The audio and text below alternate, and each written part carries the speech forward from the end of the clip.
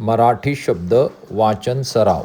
Cup, लस, गट, जय, मन, गज, घर, नळ, छत, ढग, झळ, गड, सण, वय, फट, खत, जल, रण, चढ, बळ, क्षण, चव, तह, बघ, ईद, यज्ञ, दर, घन, ऊब, तप, दम, खग, यश, दल.